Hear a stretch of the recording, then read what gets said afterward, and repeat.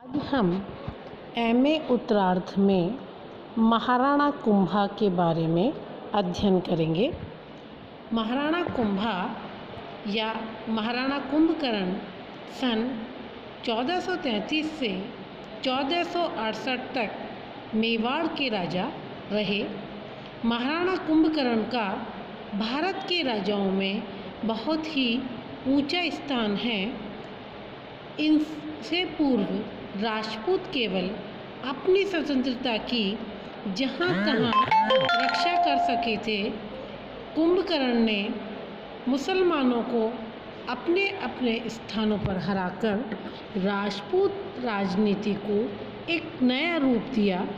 कुंभा राजाओं के शिरोमणि, विद्वान, दानी और महाप्रतापी थे। महाराणा कुंभा ने गद्दी पर बैठते ही सबसे पहले अपने पिता के हत्यारों से बदला लेने का निश्चय किया। महाराणा मोकल की हत्या चाचा मेरा और महपा परमार ने की थी। वे तीनों दुर्गम पहाड़ी में जा छिपे और उनको दंडित करने के लिए रणमल राठौड़ को भेजा गया। रणमल ने इन विद्रोहियों पर आक्रमण किया। रणमल ने चाचा और मेरा को तो मार दिया, किंतु महपा चकमा देकर भाग गया और उनके साथ चाचा का पुत्र महपा के साथ था और उन्होंने मांडू के सुल्तान के यहाँ शरण ली। राणा ने विद्रोहियों को सुपुर्द करने के लिए सुल्तान के पास संदेश भेजा। सुल्तान ने उत्तर दिया कि मैं अपने शरणागतों को किसी तरह छोड़ नहीं सकता, अतः दोनों में युद्ध की संभावना हो गई, जिसके का अध्ययन हम अगली कक्षाओं में करेंगे।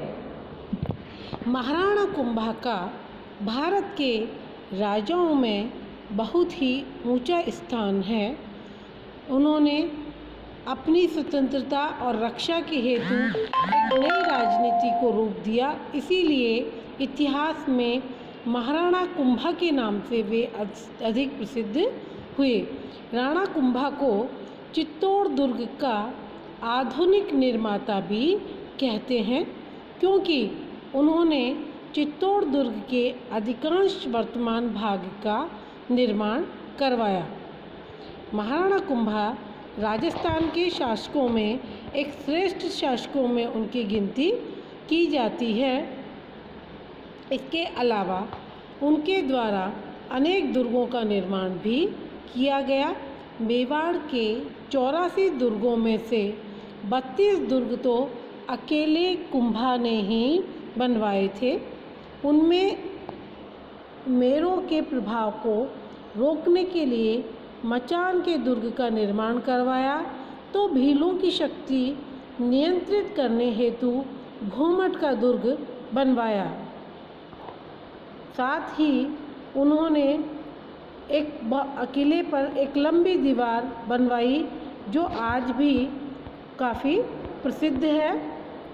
इसके अलावा उनके द्वारा कुंभलगढ़ की दीवार, कुंभलगढ़ का दुर्ग बनवाया गया और कुंभलगढ़ की दीवार भी उसे कहा जाता है, जिसके लिए 15 साल का लंबा वक्त लगा।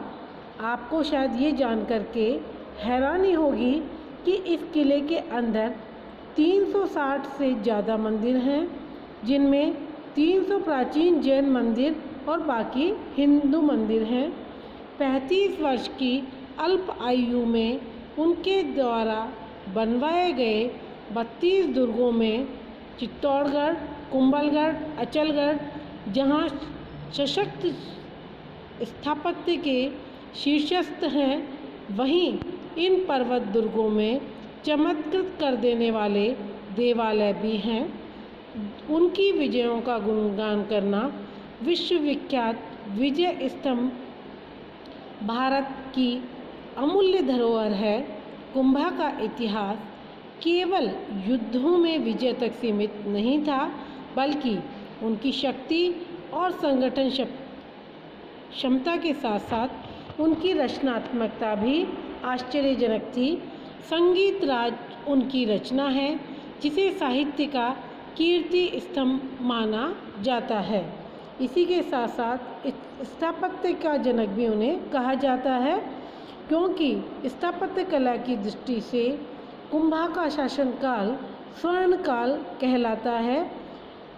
राजस्थान में चित्रकला की शुरुआत भी कुंभा के काल से मानी जाती है।